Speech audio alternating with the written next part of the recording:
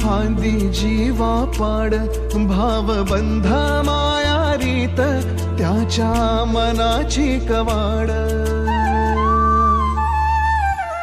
लेक माहेराचं सोन, लेक सौख्याचं औक्षण, लेक बासरीची धून, लेक अंगणी पैंजण, लेक चैतन्याचे रूप, लेक अल्लड चांदण, लेक रंगांचं शिंपण, लेक गंध हवामान, लेक परक्याचे धन, बाबा तुटतो आतून, आला गोठलेला क्षण, शुभ मंगल.